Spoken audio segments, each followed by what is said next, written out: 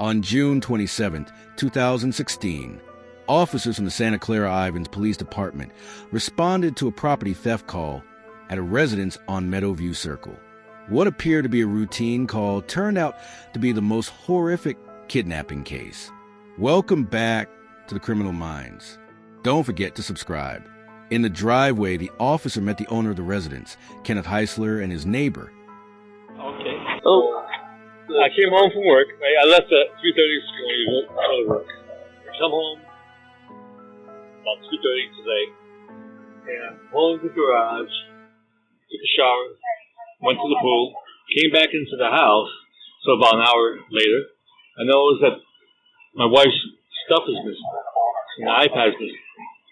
And I checked the front door. The deadbolt still has a deadbolt on it, and no one has a key for that deadbolt. And there's blood on the ground, on the floor, and this is fresh blood.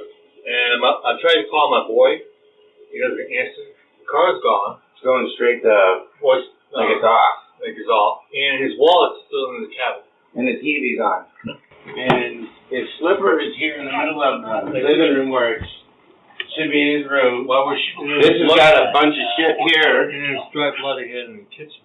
And then a couple other peculiar points are, his room is down here. He left, the TV's left with the video game on. Yeah. So what are we missing right now that you know of? My wife's 30-year-old. My wife's jewelry box got all kinds of rings in there on here. It's probably about this big, but it's got a lot of sentimental value to my wife. Rings and stuff. She's on vacation.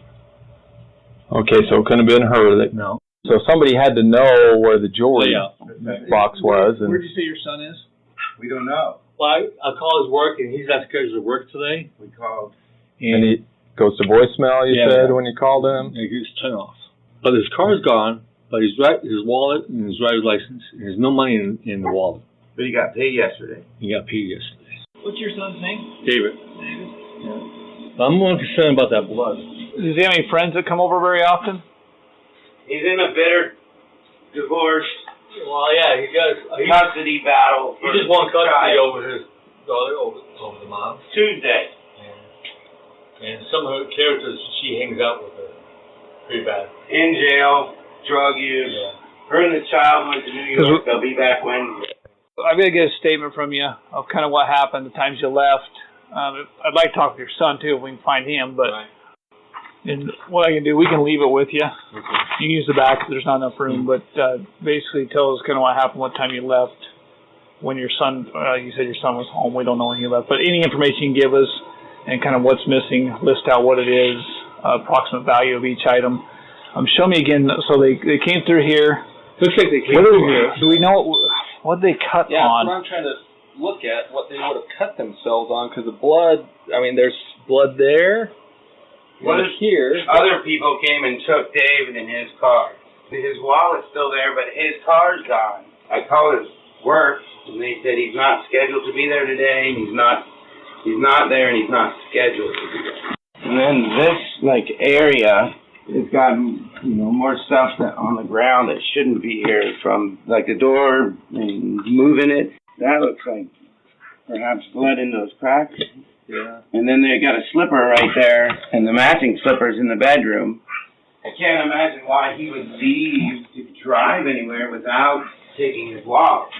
Here's his car information if you want to do a bolo or something. Yeah. It's kind of a blackish green over there. And then, I don't know if you've made it yet this part of the bedroom, but, he likes movies and video games. The TV's on with the video game still on. So I'm thinking maybe you heard something. It came out. And so, this stuff's good. His phone should be over there, but his charger is. Here's where he puts his wallet, and it's still there. Tell me what you think happened. When I saw the stuff missing, I thought maybe the boy took it to the pawn shop. And Is that David might have? Yeah. Get some extra money. He could be deceitful. Right. Boys are. But then I saw the blood. His wallet's still there. Car's gone. Phone's off. So now I have to think otherwise. And how old's David? He's 32. 32? Well, I'm sorry.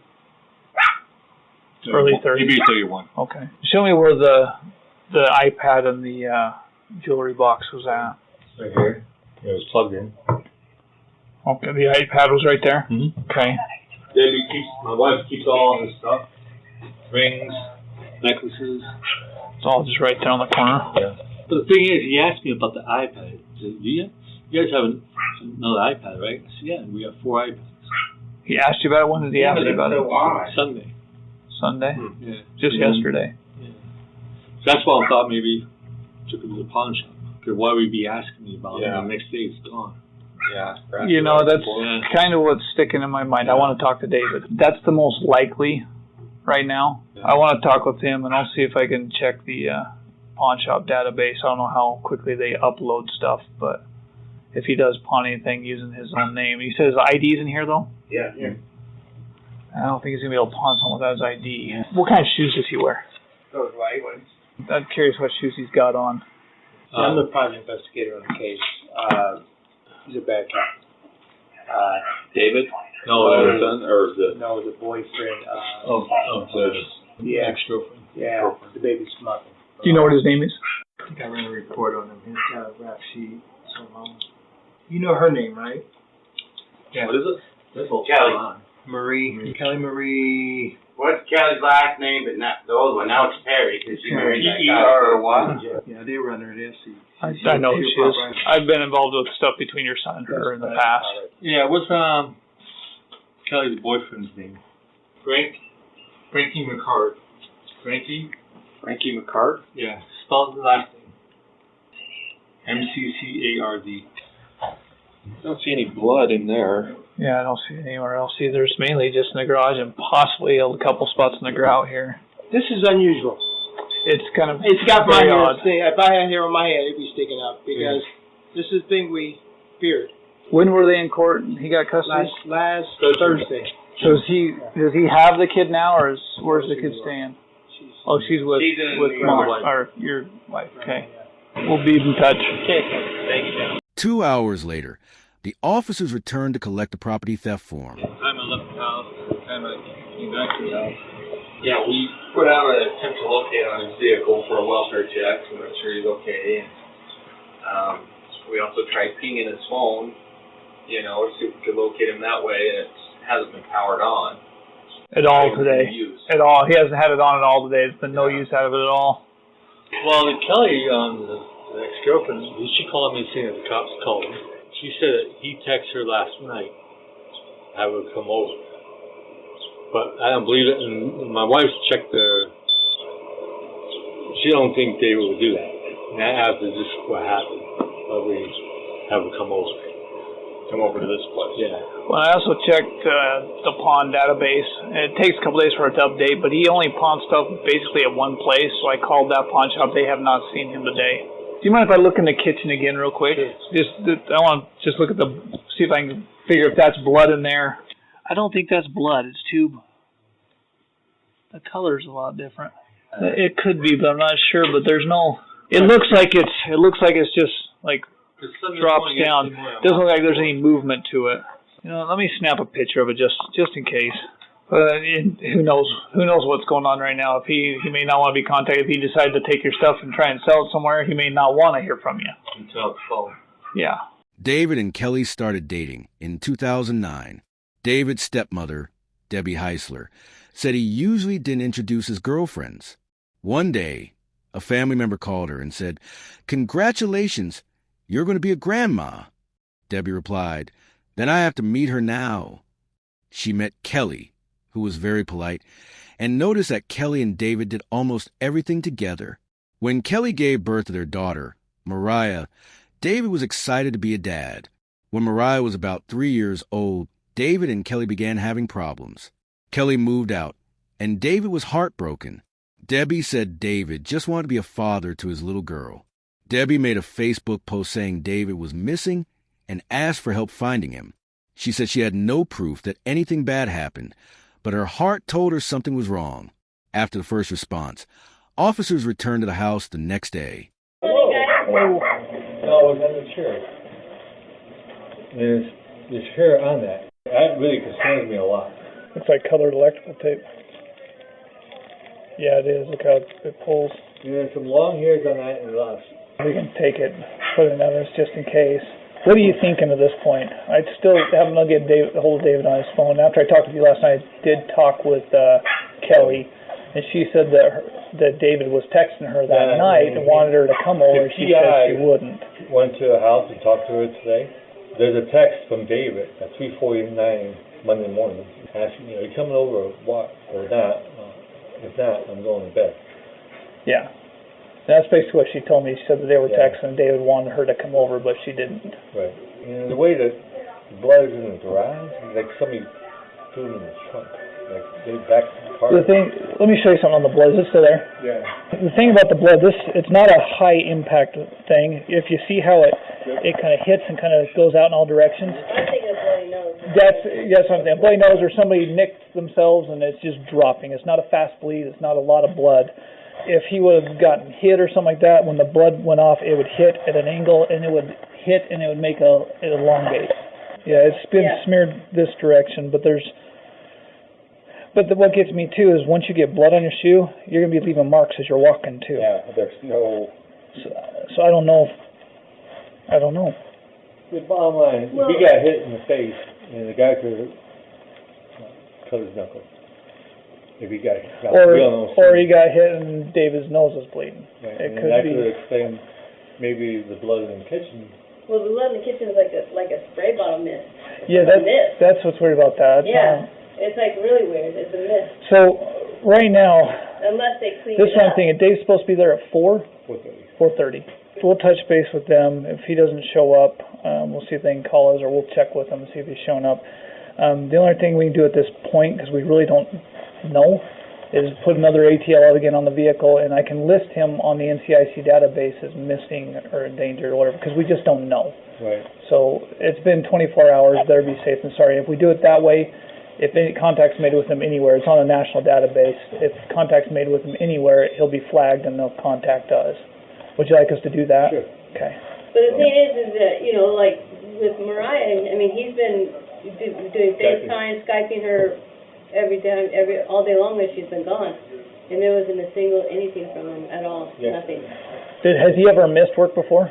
No, I asked him, and he said, no, he's never missed a day yet. How long has he worked there? 2.5 years. 3 years. Oh, really? Okay. So it'd be completely out of norm for him if he didn't show up. I'm pretty sure all his shoes are in the bedroom. Looks like he left it on the shoes. The officers returned 30 minutes later with a detective to collect a blood sample in the garage. Has there been blood here before? No, it wasn't there Saturday. It wasn't there Sunday morning at 3:35 a.m. when Kenny went to work. It was there when Kenny told him. We're contemplating that he opens the door to let her in, then you got this crazy freak Hollywood guy that's standing around the corner, bum rushed the door. This was in the middle of the night, correct? It would have had to have been after 3:35. Was he here when you left for work in the morning? Yeah, because the car was here. The video game was on pause, so... Like, he gave up, and he was like, okay, fine, I'm going to let her in. And Fruity Cake McSnurdy over there, Hollywood, is standing around the corner, and so he undoes the deadbolt and lets him in, and that dude bum rushes him. We're just hypothesizing. Yeah. And then, they lock the deadbolt back in because he's already gone. They punch him or something right here, I don't know. That's why the splatter's so odd. Now they're freaking out, and they're grabbing a jewelry box, and then they're opening the garage, and they're backing the car in, and they're throwing him in the trunk. And now the car's gone, he's gone, phone's off. I mean, start putting it together. We're all kind of freaking out. My gut feeling is David's grabbed stuff and took it off. Hopefully he's just decided to... do something stupid, and he's going to show up. That's what we're hoping. But our PI is not as confident as we are, and he thinks that Hollywood's got that car in Vegas right now, and he's in the trunk. But speculating, you start thinking the worst. We don't know yet. We don't have anything. We have to work off evidence and what we've got. Not much to go on. There's not much to go. The Heisler home is on a cul-de-sac, and there are only 2 ways out of the neighborhood. Detectives got surveillance videos from both exits to see where David's car might have gone. David drove a 2002 Saturn sedan. At 4:56 a.m., a sedan that looked like David's was seen leaving the neighborhood. The video was grainy, so detectives couldn't tell who was inside the car. Next, investigators checked who David last talked to. They got call logs from David's father, Ken Heisler. The log showed David had been messaging his ex-girlfriend, Kelly Perry, Mariah's mother. Ken left for work at 3:30 a.m., and David sent his last message at 3:56 a.m. This timing mattered because about 1 hour later, David's car was seen leaving. 2 days after David went missing, detectives went to Kelly Perry's home to talk about David's disappearance. So tell us about custody just real quick so we can try and make sure we can answer your questions. So I had sole custody of her until September of 2014. Yeah, 2014. September 2014, I got married and moved to Cedar City. Who did you marry? I married James Perry. James Perry. And David came to my house a week after we moved to Cedar City and took her on an ex parte motion of custody, and we just barely had our trial. Who's pushing for all this? Is it Debbie? It's Debbie. Debbie's the one that has pushed all this because I was trying to move home to Wyoming where my family's at. Mm-hmm. And Debbie wasn't okay with that because then she wouldn't have Mariah close by. She pushed David into, well, you can't let her take her. You can't let her take her. David actually got kicked out of his parents' house Easter of 2013, I believe. For what? They fight all the time. Him and his parents are constantly back and forth with each other over something because he lives at home and his parents want control over him. Mm-hmm. They treat him like he's a teenager again, you know? So Debbie told him to get out of her house on Easter. Something about a car. I don't know. I don't remember what it was, but something about the car breaking down or something. So she told him to get out. He came to me at a barbecue at a friend's house and said, hey, my parents kicked me out. I have nowhere to go. Can I come stay with you till I can get my brother to send me money? So he stayed at my house for, I think it was like a week and a half, 2 weeks. Me and David had just barely split up like a couple months before. And so I let him come stay with me because he would watch Mariah for me while I was working during the day. So I told him, you know, I have a 3-bedroom house. It's just me and Mariah. You're more than welcome to come sleep on my couch till your brother can get you home to New York. He came and stayed with me, and the day before we went to court on our relocation, mine and Mariah's relocation hearing, he went back home the day before court. So we go to court. He actually had written a letter saying that he was in agreement to me taking Mariah and going home to Wyoming. Told my dad the morning of court, you know, I don't know what I'm going to do, but you guys are going to Wyoming after court, you know. We go to court and he claimed that he didn't know anything about the letter, that he didn't write it. So it's been back and forth the whole time. 1 minute he's in agreement to whatever, the next minute it's no, because Debbie tells him if you let her take her, you won't have a place to live, you're not going to have a car, you're not going to have a phone. So she uses that as a tool to Right. keep Mariah around and Right. keep David in check. Yeah. Wow. It's And he's been- 30 years old. Yep, and it's been constant battle, and it's never between me and him over our daughter. It's always me and Debbie. Since he got custody of her, I've been on supervised visitation because they think that I'm coaching my daughter, or they think that I'm going to take off with her, and I'm like, I'm just trying to be her mom. You know, I've always been her mom. I've always taken very good care of her. Up until he took her, I was the sole provider for her. He owed me almost $4,000 in back child support when he took custody of her. He owed you $4,000? Mm-hmm. Debbie has been nonstop, just argue with me, constant conflict. At first, when he first took Mariah, the court said he couldn't even be there during my visits because they didn't want conflict for my daughter. Well, It's not him that has conflict with me, it's Debbie. Every time she gets upset with me, it's, oh, well, you're not going to see her. You're not going to have your visitation. Well, it's court ordered. You can't do that. She texts me. She's been in New York. Yeah.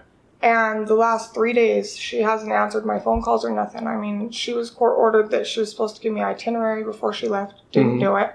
I talked to my daughter a total of 2 times when she was in New York. The court order now, to my knowledge from when we went to court, the judge gave him sole physical custody and me visitation of her. Well, here, just real quick, here's a little advice. You can take it, you cannot take it. That's completely up to you. Stop posting on Facebook. People are going to be mean. People are going to say nasty things. People are going to form an opinion based on these external influences to our investigation, regardless of the validity of them. Yeah. And see, I just wanted... So every time you decide to hop on there... I know, and I have a major problem with that because just quit looking at them, I'm telling you. It's been nonstop bully from Debbie and her family. Well, she's probably thoroughly enjoying what she's seeing. I'm just like, this is ridiculous. Like, there's a little girl involved. And she needs to feel safe, and she needs to feel like she has her family love, And they won't even let me be a part of any of it. They think just because I'm not with David anymore that I'm not worried about him, whatever. Of course I am. That's still the father of my daughter. Tuesday, the 21st, when she was leaving to New York, David allowed me to come over during lunchtime and spend a little while with Mariah before she went to New York because I'm supposed to have the weekend and they were going to be out of town during my visitation. So he let me come see her. And after his mom left, all of a sudden he starts texting me trying to get me to go hang out at his house, go hang out with him, go to the movies with him, go to dinner with him, come over and spend the night. And I'm like, what is this all about? We don't have that kind of relationship to where I hang out with him like that. So this was weird for you? It was very weird to engage in...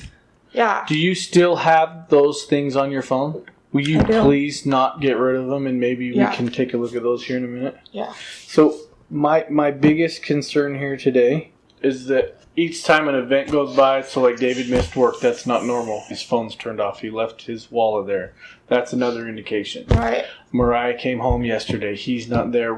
These are three major events. And see, that's so we're where concerned. I was just like, why is Debbie being the way she is to me? Like, all of a sudden, out of the blue, she just sends me a text and says, you're not having your visitation until further notice. And I'm like, you can't do that. Yeah, she really can't do that. That's my daughter. I have a right to be with her. I understand that it's got us all, like, going, what the heck is going on? Well, they're thinking the worst. You're thinking the worst. Exactly. And they need to understand, too, that I'm going through turmoil on my own, too, because we don't know where he's at or what happened.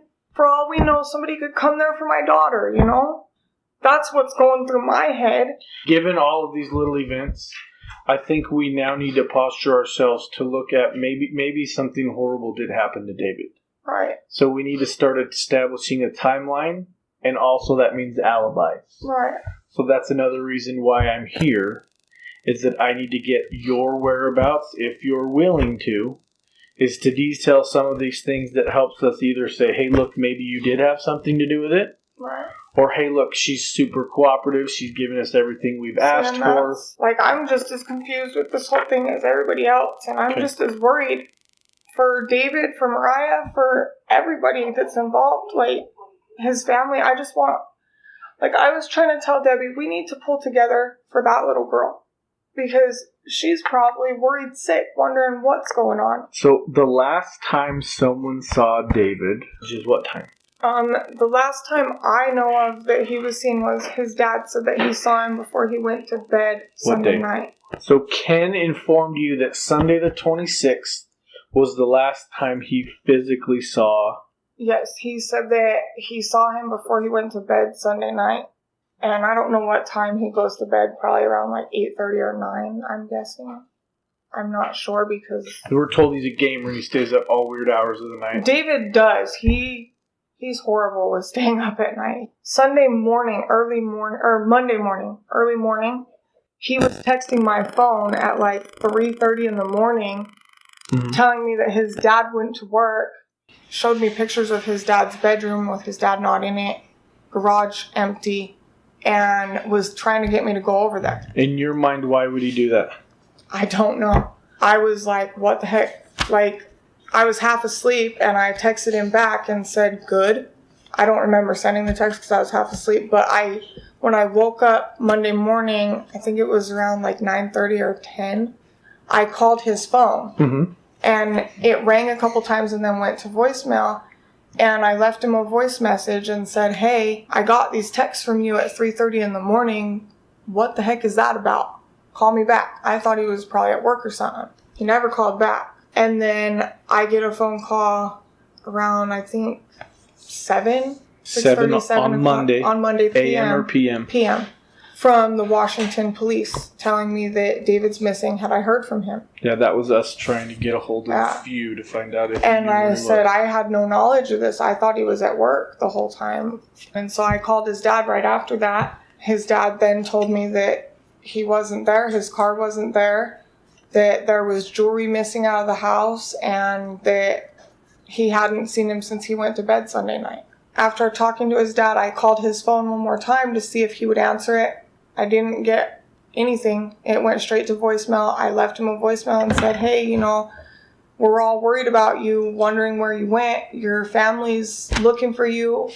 I was just told that you were missing. Mm-hmm. Can you please contact me or your family to let us know that you're safe? About 11 o'clock that evening, I still hadn't heard back from him, so I texted his phone, thinking maybe if I text him, he'll send me a text back, but were you with anyone between this whole Sunday the 26th? Yes, I've been with my roommate the whole time. Ma'am, what's your... Her name's Can Tammy. she get up? She's right there. Got ya. What's your name? Tammy Freeman. Tammy Freeman? Uh-huh. How do I spell Freeman? Freeman. So you've been with Tammy. She can vouch for you as having been here between the times that he's been missing. Yes. Okay. Has David ever made mention of being suicidal? Not to me. Has he always been chipper and happy, or is he's had his moments. He's pretty. He's from pretty what I've mellow, seen him, usually. Just at the gas station, the 3 or 4 times I've ever seen him, he's like nothing excites him, nothing gets him upset. He's just. Well, there's times when he has gotten very angry, but it's usually stuff to do with his stepmom telling him what to do or stuff like that. But even when we're together, there's very rare times when I've seen him sky high angry. Can you see how or why people are kind of pointing to if something did happen to David that you would be the reason for it? I can see why, because of the conflict. You just that we've lost had. custody of your son or daughter. And it doesn't feel like to me that I just lost custody of her, because I mean he's had her since September 2014. And it's just a piece of paper. It's just a piece of paper now that the judge finally put it into order. So he's had physical custody. He's had physical custody since So it wasn't 2014. like they removed a child from a home to place in another She's home. been with him since September 5th of 2014. I contacted the court clerk and said, hey, this is what's going on. What's my legal rights as far as this goes? You know, I'm court ordered by the court to have visitation. She's telling me that I can't see my daughter. She doesn't have custody. Her son does. And she said, well, if he's not there and he's got custody, then automatically it defaults back to you. You have every right to go and take your child from her.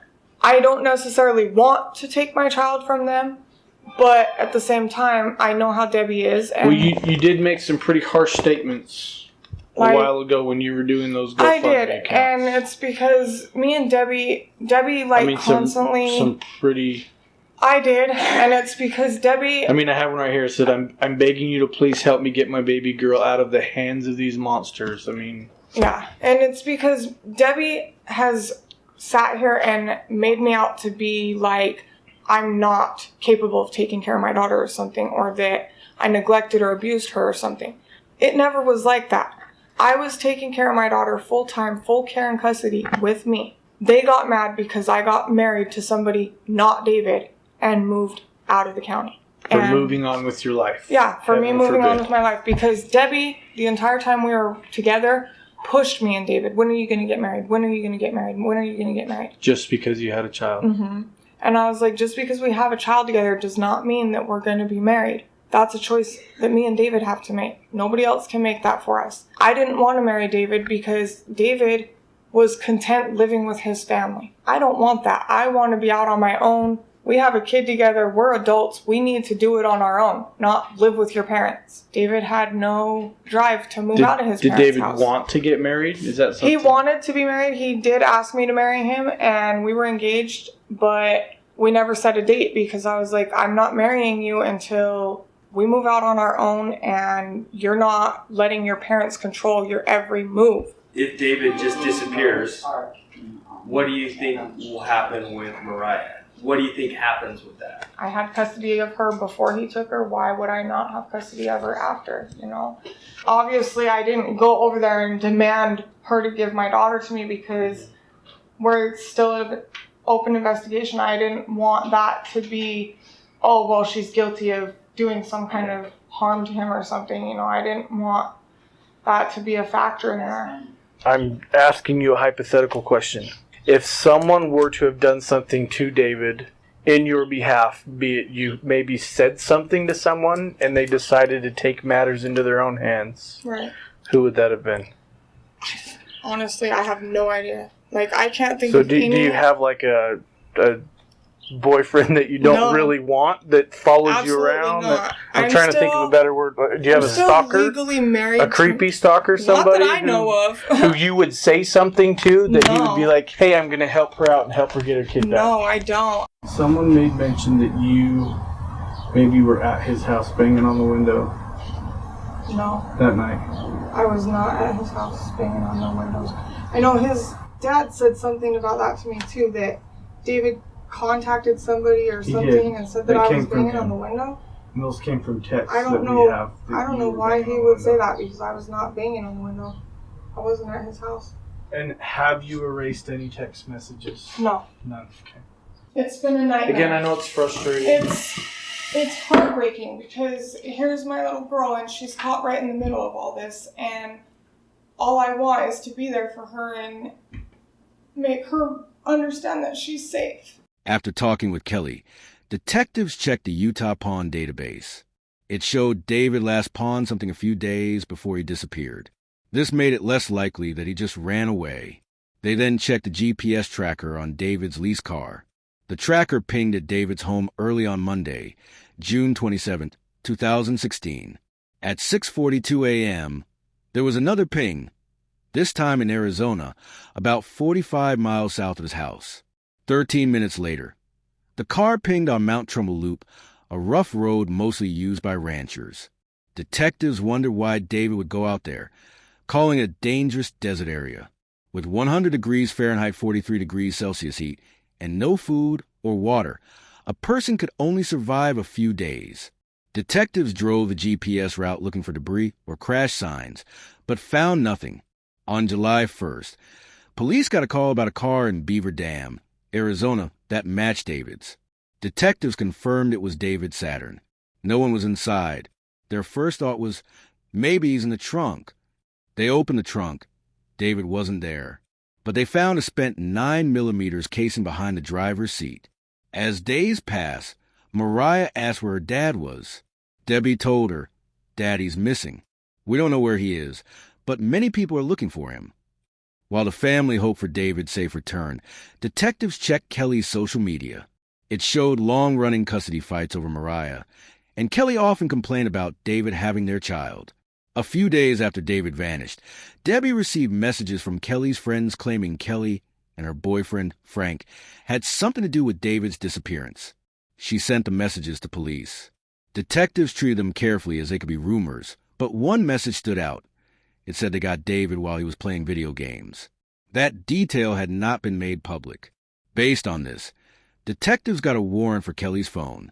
They met her at the 5th District Courthouse, where she was applying for temporary guardianship of her daughter. They told her about the search warrant. She was reluctant, but had to hand over the phone. Investigators sent it to Utah Tech for forensic analysis. The lab used a brute force attack to unlock it and extracted all the data for police. When detectives reviewed the data, he saw deleted text messages. It looked like Kelly was hiding something. Detectives invited her to the station for an interview. Just so you know, you don't have to be here. There's the door if you'd like to go. That makes sense? Mm-hmm. Okay. And again, the reason why we think that you need to be talked to is because you were the last person to text David on his phone. Mm-hmm. You're the mother of his child. And he's missing. Was anybody with you at the court hearing? Frank drove me there. Frank who?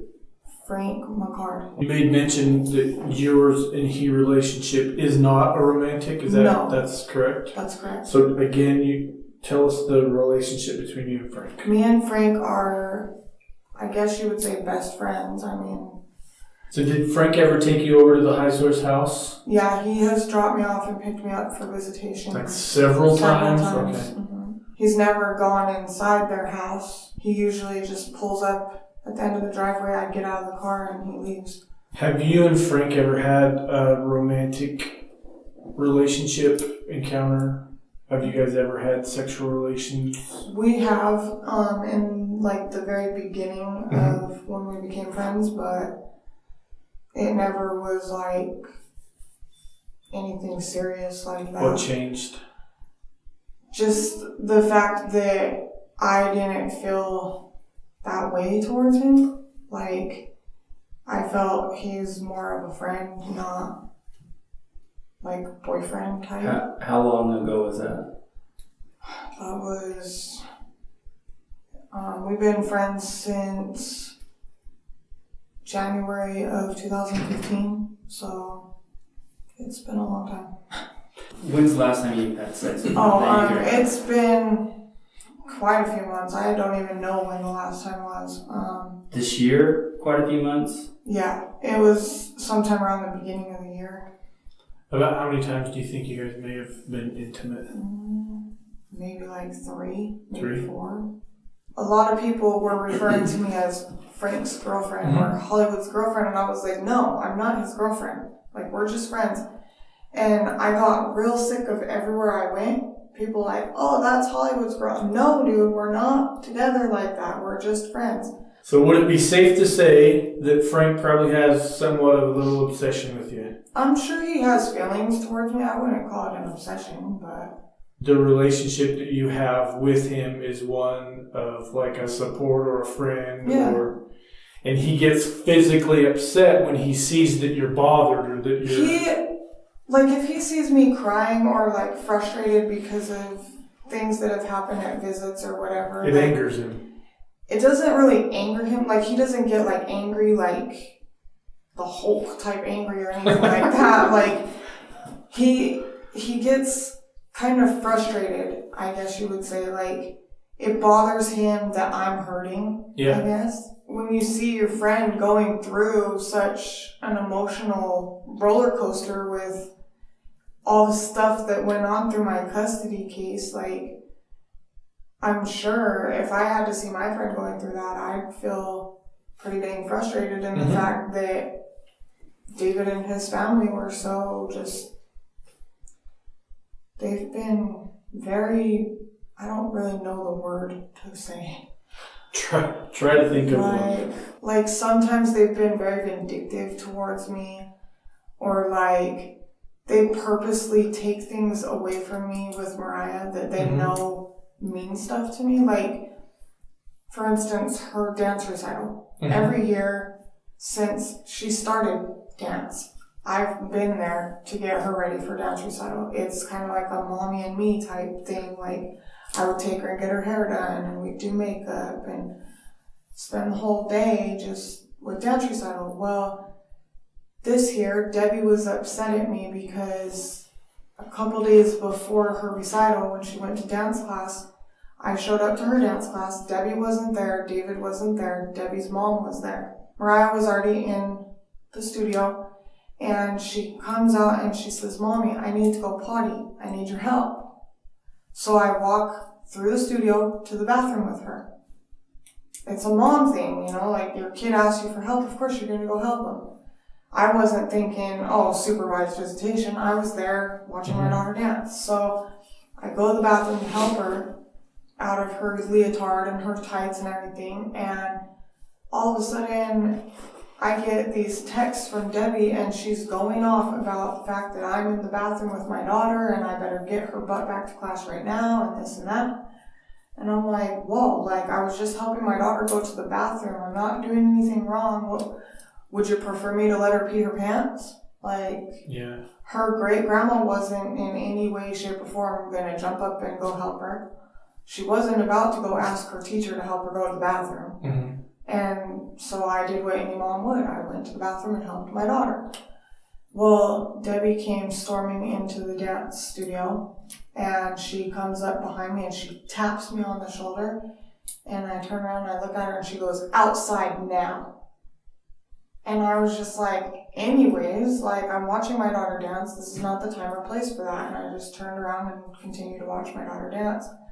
So she starts texting me, and we got into like a verbal, or not verbal, but text altercation, I guess you would say. And there was some very harsh things said on both our parts through those text messages. Explain those. Like, she basically told me that she was going to make sure that I didn't come to any more dance classes with my daughter. I said, "Well, you can't stop me from being here. It's my daughter's dance class." "Oh, yes, I can, and yes, I will." She told me, "Because of your attitude and your mouth, you're not going to see Mariah for her dance recital until you go there the time of her recital. You're not going to be getting her ready. I'm not opening my home up to you to do so. So I'll get your daughter ready for her dance recital." As a mom, it crushes you because it's been going on for so long between me and Debbie, like constant battle over my daughter. With Daddy missing, Mariah was probably scared. She's probably sad. As her mom, I just want to be there to comfort those feelings for her, you know? And I tried to explain that to Debbie, like, as much as you're missing your son and wish that you could hug him right now, I miss my daughter and want to hug her right now. So it's really hard knowing that my little girl is hurting right now. And I can't be a mom and be there for her.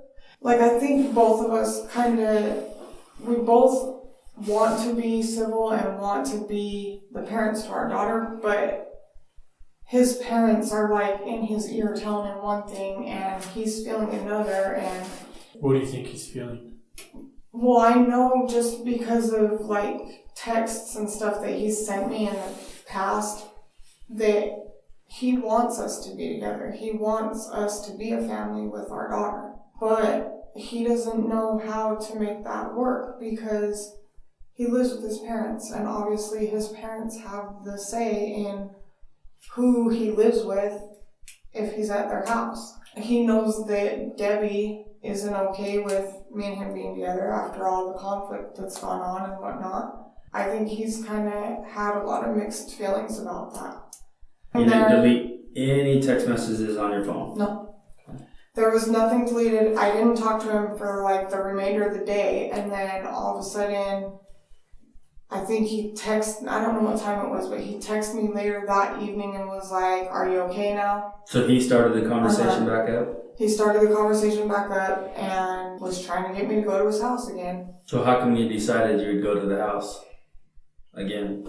I didn't go to the house again. I know you didn't. You said you didn't go. What I mean is you told him you would. I was telling him I would because I was like, okay, maybe. What makes me think that there were some messages deleted? Because all of a sudden he says, "Okay, you'll be here. I'll see you at 3:20." Because there were, like, you guys had talked that you would be there at 3:20, but it doesn't. No, we never talked about me being there at 3:20 on Saturday when. There wasn't any messages for on Saturday that said that. No, I know, but on Saturday when we were talking about me going over there, I had asked him at one point what time his dad goes to work. He said I don't remember what day it was, but I had asked him what time his dad goes to work, and that's why he said, "So you'll be here at 3:20. Like, he was assuming because I asked him what time his dad went to work that I was going to show up there. I mean, so far as to ask for proof that he wasn't there. I mean, he sent those pictures to you. Yeah, I didn't ask him for those pictures on Sunday, though. I had asked him for proof on Saturday when I was telling him I'm on my way there. Prove to me that he's not there. I felt like he was, like, beating around every question that I was asking him. And I kind of got the feeling like there was something he wasn't trying to say to me. And so I was like, then prove it. Prove to me that your dad's not there. And he's like, how? And I said, I don't know, go take a picture of his car not in the driveway or something. I don't know. And then all of a sudden Sunday, he sends me the pictures You that I asked asked for on Saturday. You asked specifically to take a picture of the garage, and you asked I specifically to couldn't, take a picture I don't of the remember bedroom. what specifically I said to him, but I had said, that was on Saturday that I said that to him, that I You asked said, for those prove two to me that pictures. he's not there. And I said, I don't know, take a picture of his car not in the garage, or him not in his room, or whatever.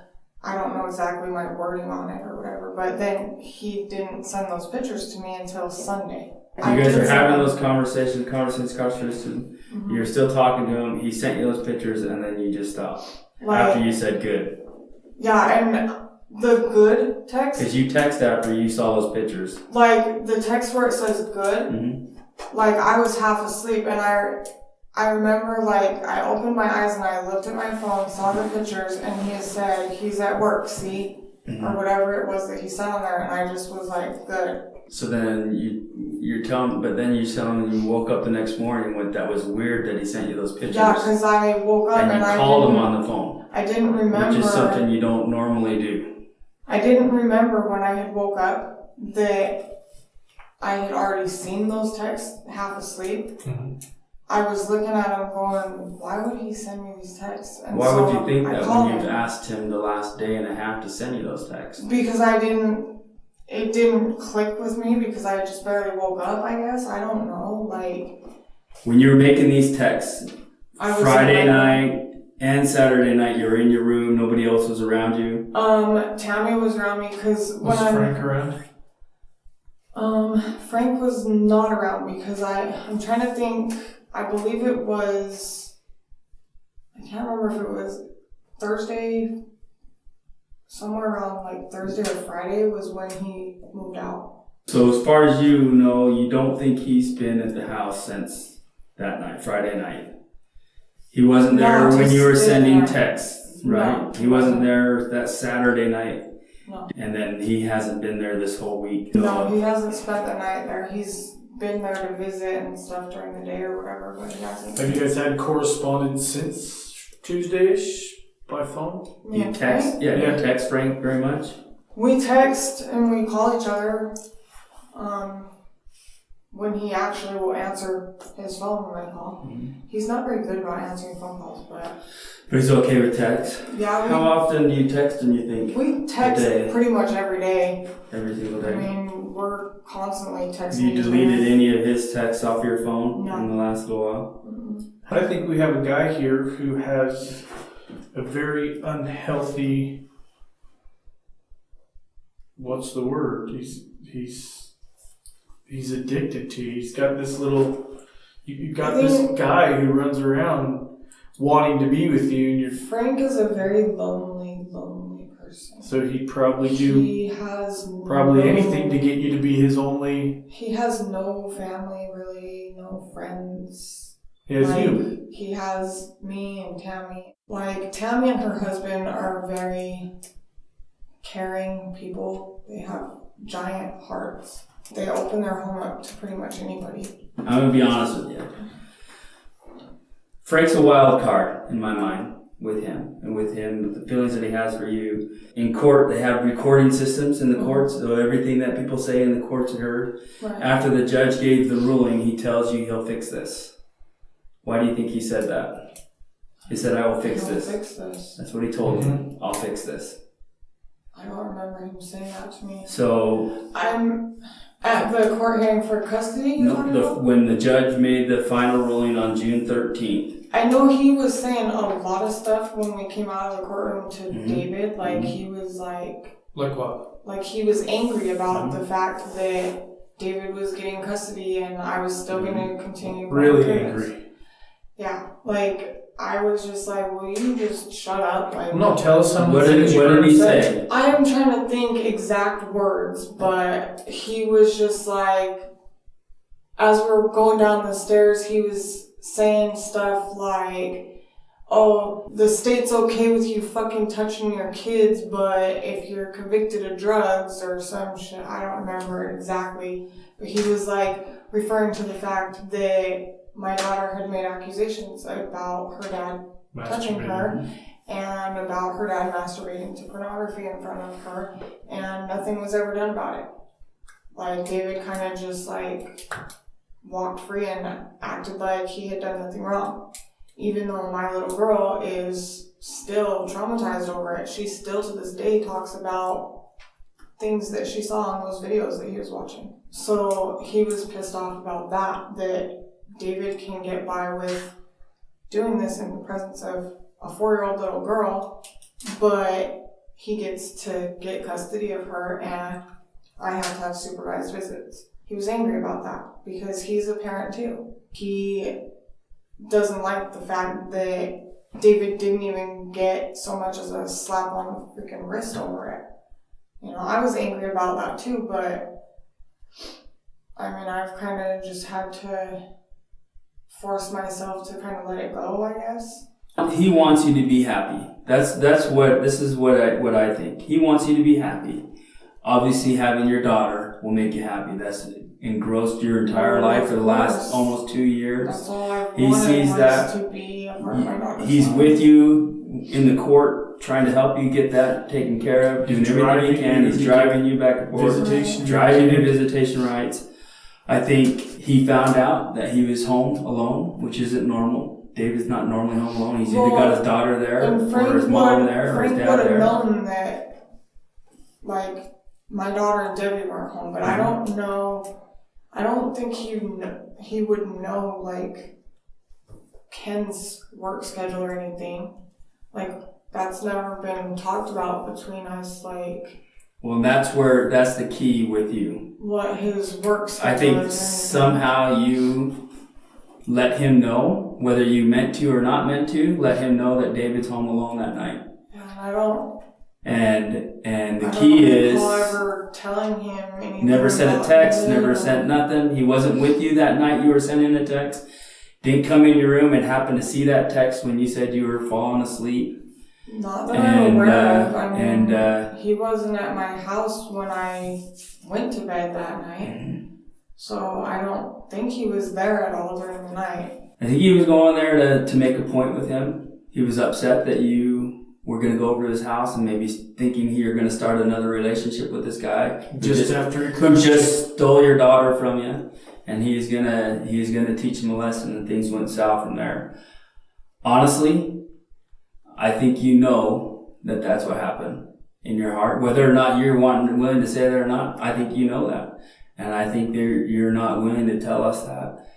We will find that out, and right now is your opportunity to get this, whether you meant to let him know that, or whether you did it on purpose or you did it on accident. This is the time that you need to come clean and tell us, because if you don't, after this, your daughter is gone. You will never see her again. You understand that, right? I do understand that. And so if you have anything I'm trying to give you all, guys all the information that I can recall. Like, I mean, we've got your phone. We've got GPS on it. Right. The same thing with Frank's. We've got Frank's phone. We're gonna find out what happened. It's just a matter of time. a matter of time. Whether you help us figure out what really happened, or whether we find out by having to go through people's phones and do this the hard way, the long way. Not that we're doing it. We'll figure it out. We'll do it. It's gonna come out. There's just no way it's not gonna come out. Yeah. So right now is your opportunity to share anything with us that you want. So we have a county attorney that's listening in on this, and he can make any deals or recommendations with you right now. But after this, you walk out the door, it's done. You're on your own. You're on your own. We're gonna give you a minute to think about it. We're gonna go talk and compare notes and stuff like that. But just so you know, that's where we're at, and that's kind of where the direction we're heading. Before we start, because there's two of us in here and the door's shut, it's actually, you have to use a key to get out. I'm just going to read you your rights. You're still free to go. You can leave whenever you want, but I just want you to understand we're going to kind of get into a little bit more meat of this conversation. And so just want you to know you have the right to have an attorney. If you can't afford one will be appointed unto you to represent you if you wish.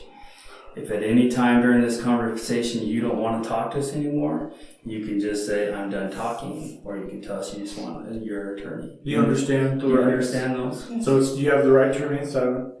Anything you say can will be used against you in court. You have the right to have an attorney with you present while you're being talked to. And then if you can't afford one, will be appointed to you by the courts. So this is my concern when I talked about deleted messages. You said Frankie and you guys communicate all the time. You're constantly texting at least every day, right? In your phone and under Frankie, this is when he gets mad about Will Davis, right? And that was on Saturday. Then Sunday morning at 1:44 a.m., you sent him a message. And then after that, there hasn't been a message in this phone until yesterday at 10:13 a.m.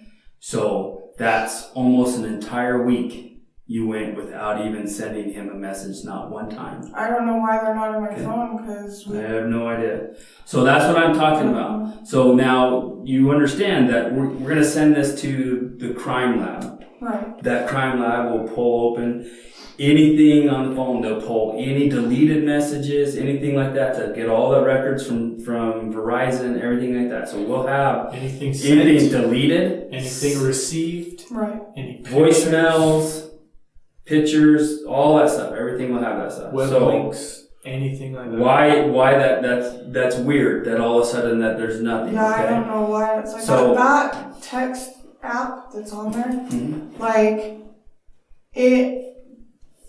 I don't know if it like deletes messages after it gets Nobody a certain else's. number. All the But then other it stuff has there. it prior to, Has all because the prior that stuff. doesn't make sense. No, I don't know. Like it does that all the time. Like I'll go in there and look for a message that I'm trying to find, and it won't be there. So I don't know if it's the app or what it is. I don't know.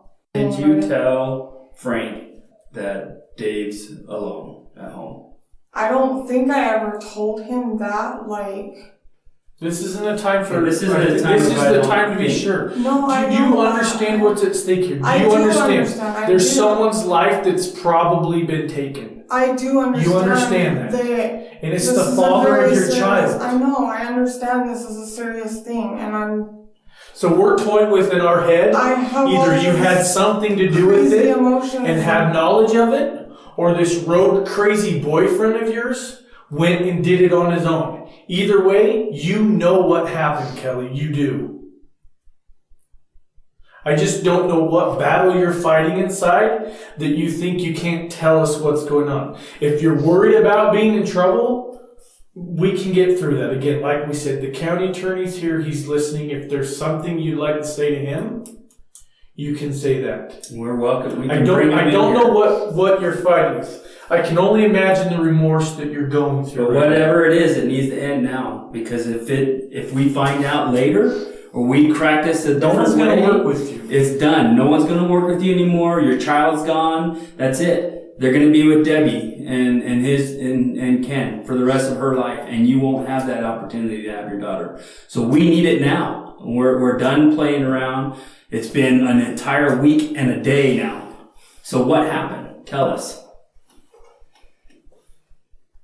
You don't need to protect Frank. Frank's a big boy. No, I know that. So tell us. Then tell us what happened. Please, I'm asking you. Not even necessarily that a family needs closure, but at the same time, this has got to be eating you up. This isn't you. I think a bad choice was made. A really bad choice was made. But guess what? It wasn't your idea, and we know that. So help us out. Tell us What happened to David? I don't know what happened to David. What have you heard? There's two stories, so it's either you were 100% involved and you orchestrated this, or somebody did it on his own and then told you about it. What happened? Help us out now so we can help you out. So we can protect you and your daughter. That girl needs at least one parent in her life. I know. So what are you doing? What is so hard about this? We're not stupid, Kelly. I think you know that. I know you're not. You're not either. A bad choice was made. What happened to David? The last text that you sent to him at 3:46. What happened after 3:46, Kelly? I promise the way you're feeling right now, I'm not even going to pretend to imagine. I can't imagine how you've probably been feeling all week, but I bet some of that weight on your shoulders will be lifted once we start to talk about it. I'm just scared. Of her. Kelly, who are you scared of? Scared of not being with Mariah. Well, I promise you, if we keep going down the road it will be that way. If you were involved, there's still things we can do to help you. I promise you, there's a light at the end of this tunnel. You just gotta open that door. But if you don't help, none of those doors will be open for you. Where is David? I don't know. I Where don't know where he took him. Where did Frank? You don't know where Frank took him? Was he just supposed to scare him when he went there? And then it got out of hand? I didn't want him to get hurt. I don't know what it says you did. That's the thing. Kelly, we know you know something about it. We know you do. You're a good person because you're here talking to us today. He was supposed to scare me into letting me have my daughter back. Kelly, did Frank go to his house? Yes. Who did he go with? I was there. You were there? Who else was there? Nobody. So it was you. What happened at the house? I knocked on the door and Frank pushed me out of the way. He was trying to get David and David was fighting back and I was crouched in the corner because I didn't want to be there. Did you guys get in David's car? Yeah. And then where did you drive it? He dropped me off by, I don't know what the street is called, on the freeway. And I don't know where he went after that. He dropped you off on the freeway. Like, you get off the exit of the freeway, like you're going on River Road. I don't know what it's called. South River Road by the airport? I guess. I don't know. How was David when you got out of the vehicle? He was in the back seat. Was he with you? Yeah. Was he hurt?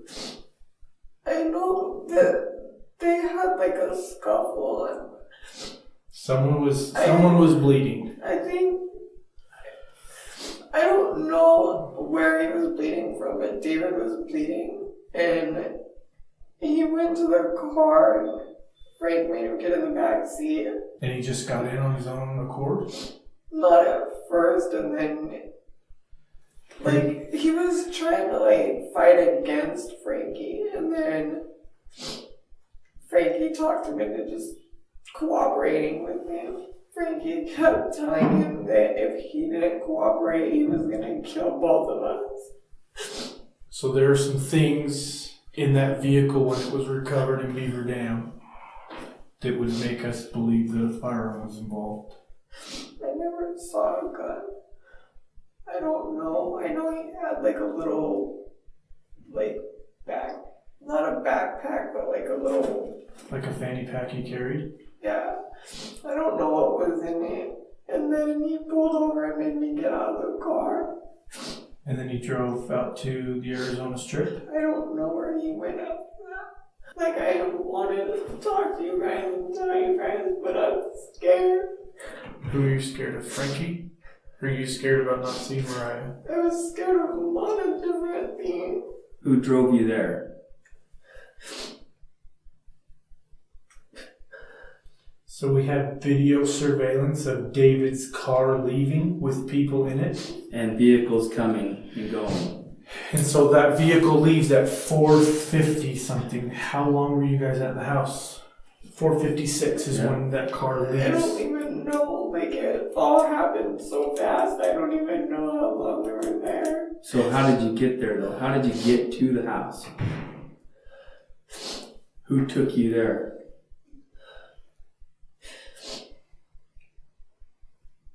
I'll tell you right now, I know what car was there. And it's sitting in the driveway at the other house. So Who drove you there? Who drove you there? Frankie drove the car there, and then Tammy left. But she didn't know, like... She was there for 20 minutes, 25 minutes. So Tammy knows what happened. She doesn't know what happened. But she knows that you know something. She knew that we were going over there. She didn't know, like... I didn't even really know, like, what Frankie's plan was. Mm-hmm. I knew that he was upset and he wanted to, like, make David understand the pain that I was feeling over not being with my daughter. But I kept telling him I didn't want to be there. I don't want to go. I don't want no part of that. Like, were you guys wearing gloves or anything like that when you were with the vehicle?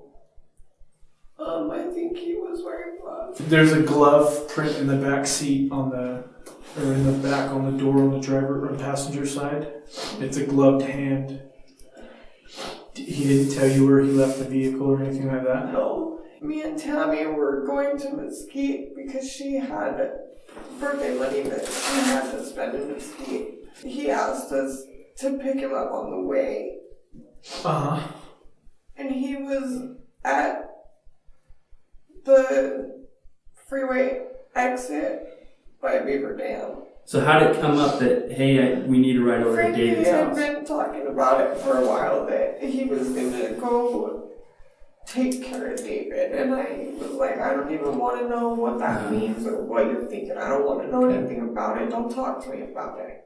That night, David was texting me, asking me to go over there. Frankie was like, go over there. He was like, go ahead, go over there. He's like, I'll scare him. And I didn't think it was going to be like that. I've had nightmares about it. I'm sure you have. Because I didn't know that he was going to do all that. Like, I just thought he was going to, like, scare him. No, I'm here to tell you, Frankie's batshit crazy. This guy is nuts. Absolutely crazy. But again, I'm really, really glad the county attorney's here and is listening to you and seeing your remorse.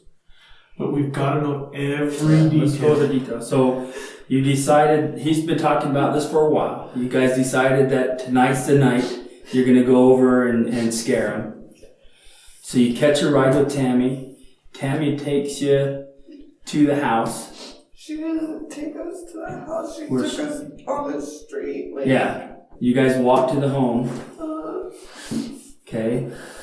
What happened from there? I knocked on the door and David opened the door and Frankie pushed me out of the way. So Frankie pushed you out of the way so that he could get to David. Yeah. Where was their little tussle at?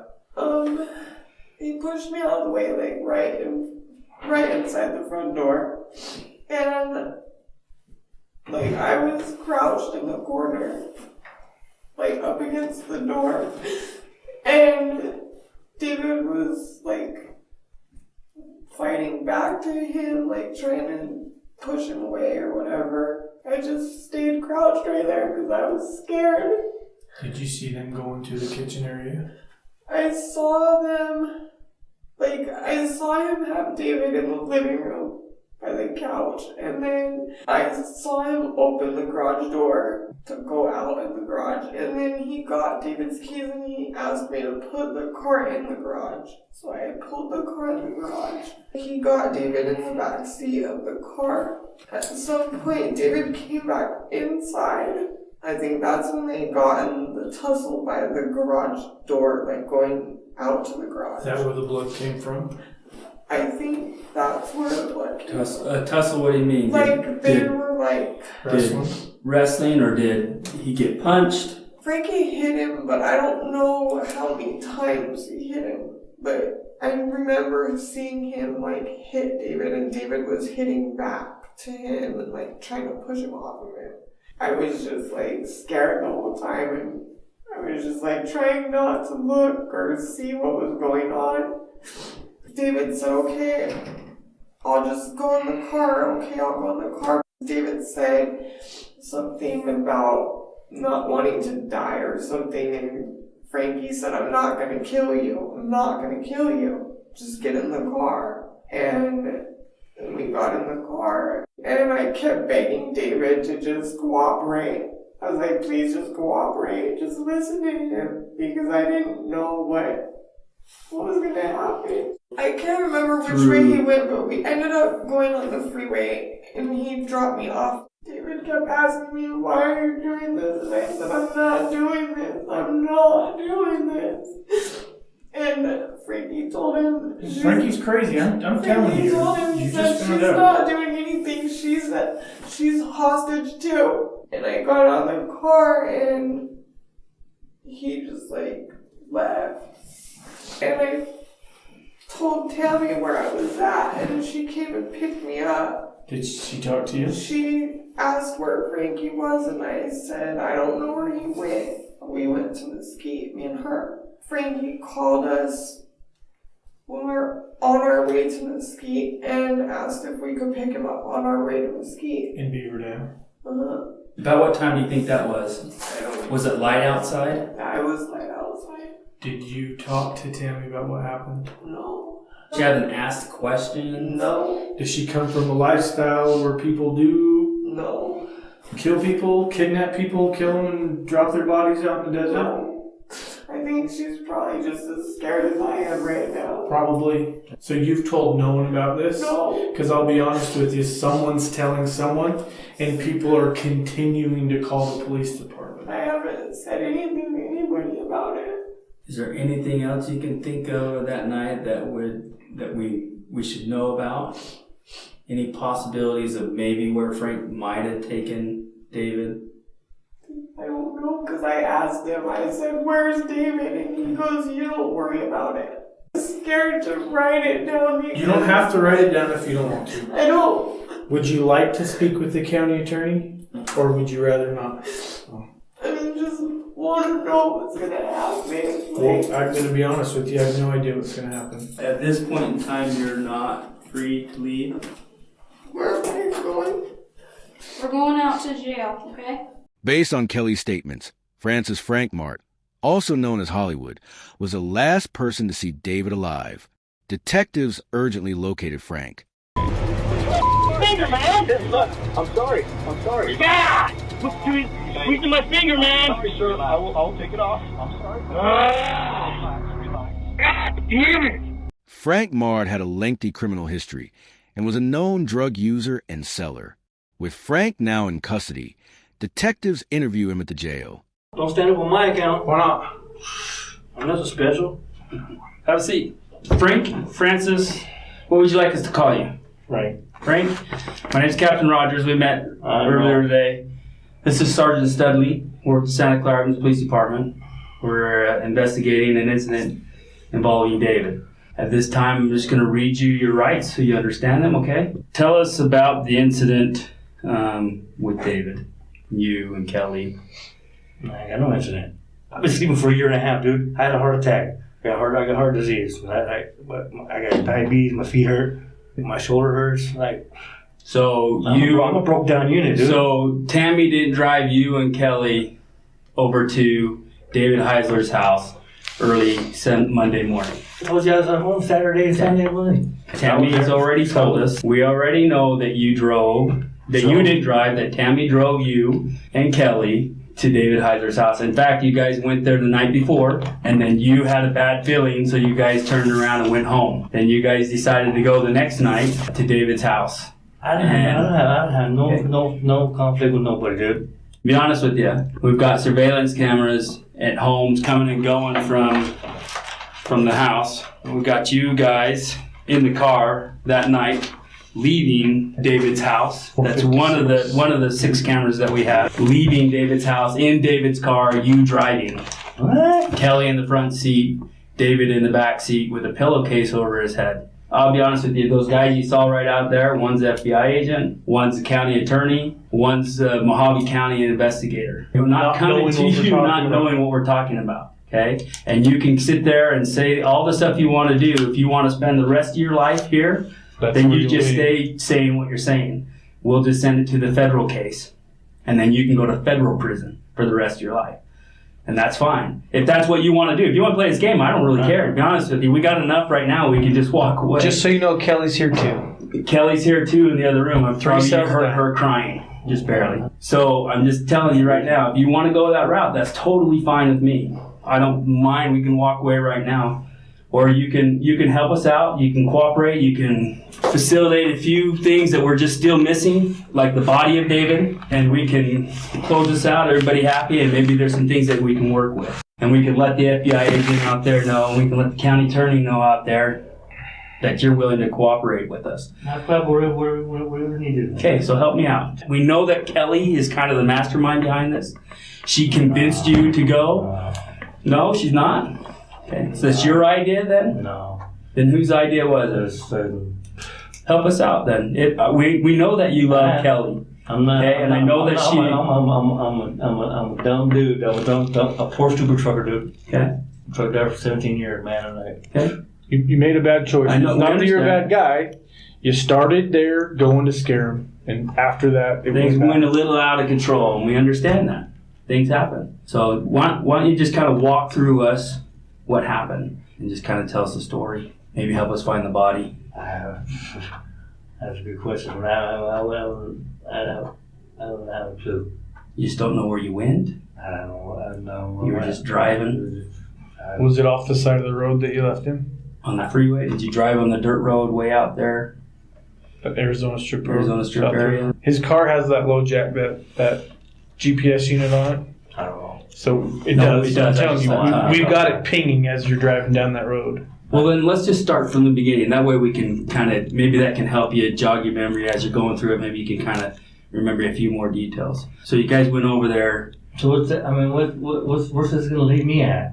What do you mean? I mean, it's going to leave you with you cooperating with us. And what it's going to do is it's going to make things better for you. I can't promise you or tell you what's going to happen or anything like that. What do you mean? Like, what are you going to be convicted of? That's something that you have to work out for. All I can tell you is that we can tell the county attorney, we can tell the federal prosecutor, we tell the FBI agents out here that you were cooperative with us and that you worked with us and you're willing to help us and willing to help us find the body. I'll do as much as I can. I mean, perfect. So let's start with Monday, or let's start with that Monday when you guys went over there. What happened? Tammy dropped you guys off, and then what? She knocked on the door, and you busted into the house and grabbed David. You wrestled with David. What happened from there after you got David subdued? I don't know. Everything was happening so fast. I can't remember what I said.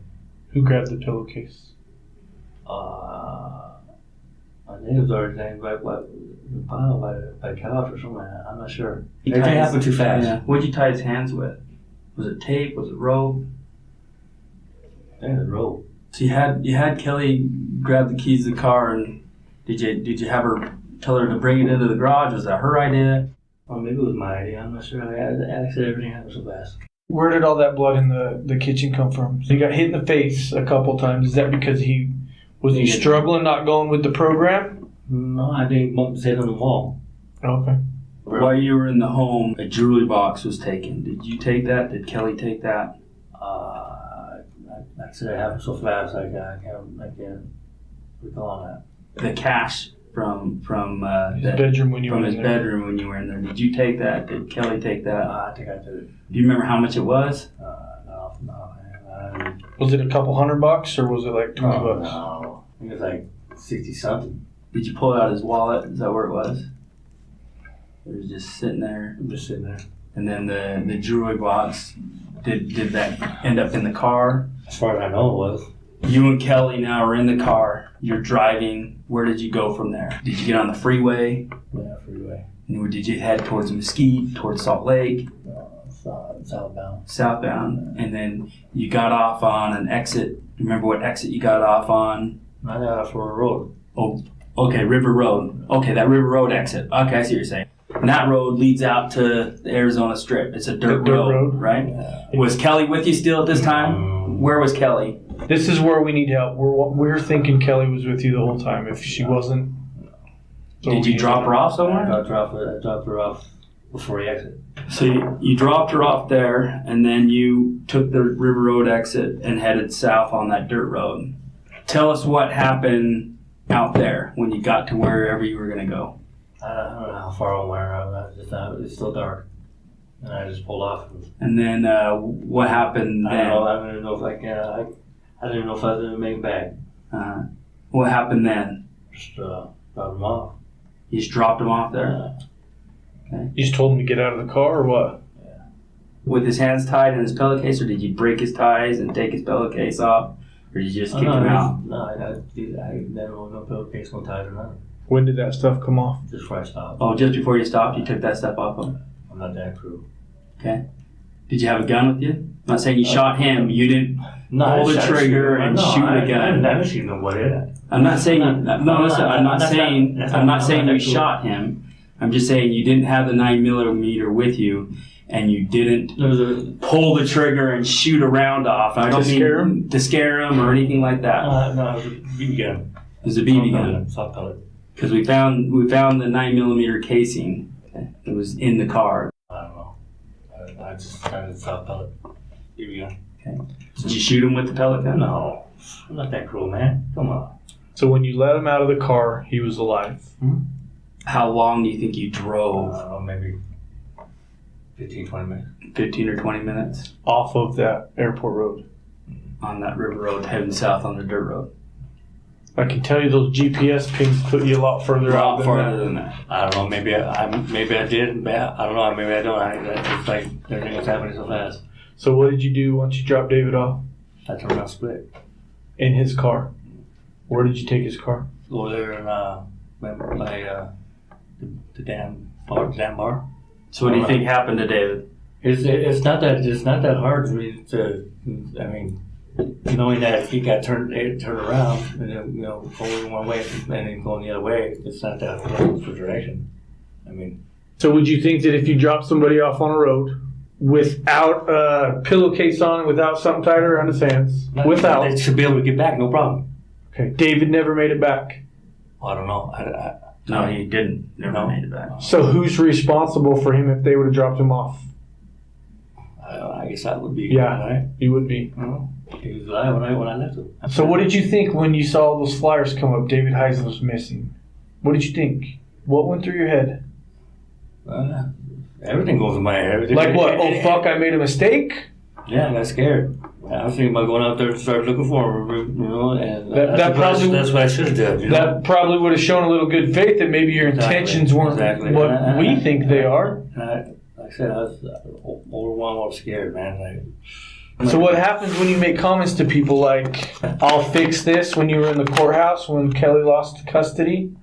Or when you say, I'll make David go away, when you say things like that to people? I don't say nothing like that to nobody. Why would Kelly lie to us? She has nothing to gain.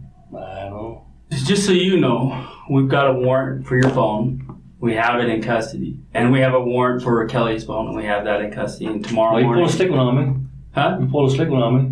I know what you did. You kidnapped a guy. I think what you did was a little bit more bad than what I did. I understand that, but but I'm just saying, we have your phone and we have her phone. That's dismissible, though, ain't it? For what? We got a warrant for your phone. I haven't. But you already had it. We can't go through it. But I can't go through it. Now we've got a warrant. Just know the phone's going to give us. It's going to give us GPS coordinates of everywhere that you went.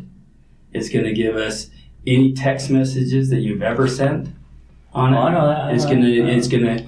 I didn't have it with me. Your browsing history. You made a phone call to call Kelly and then to come pick you up. Unless you use David's phone. That reminds you. Where David's phone? You asked for it and took it in the car with you. So you just left it in the car? I have no clue where it's at. We have a warrant for the garage that you live in or were living in, and so we'll be going through that tomorrow, right. Along with Kelly's bedroom. So nothing in the garage we're gonna find.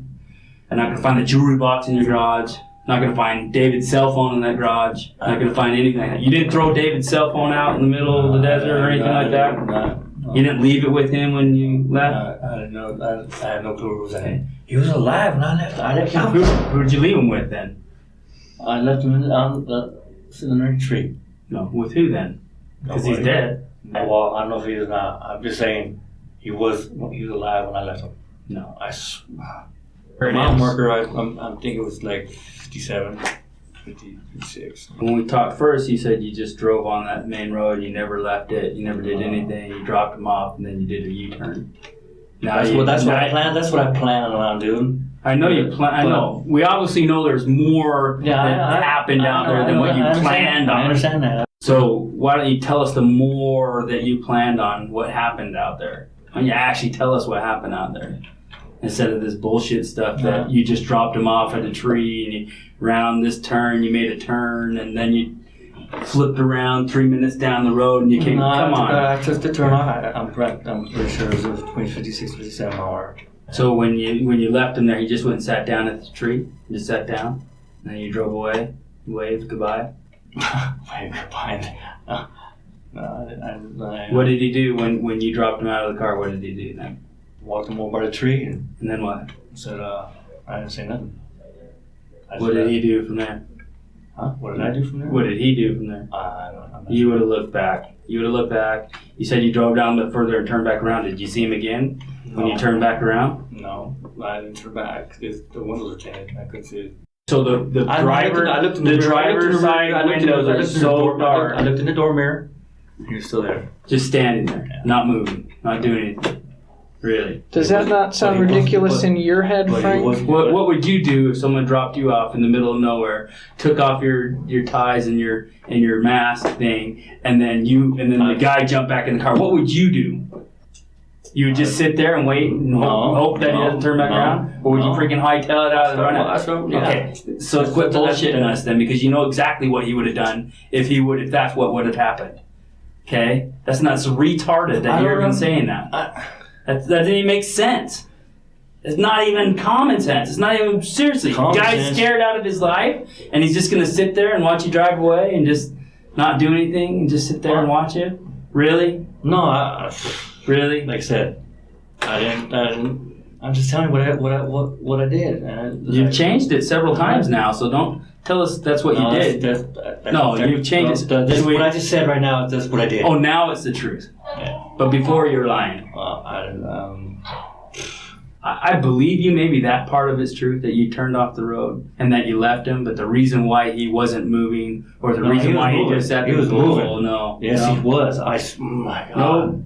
The reason why he stayed right there isn't because he just wanted to sit there and watch you. The reason why he stayed there is because you were dead. He was dead. No, he was not. You left him there dead. No, I did not.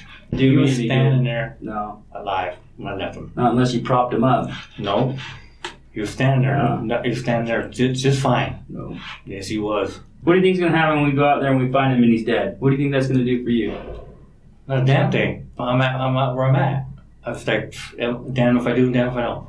I did not kill him. Whether you left him there alive and he died right there, you killed him. I don't know. I don't know. You know. No. Yes, you do.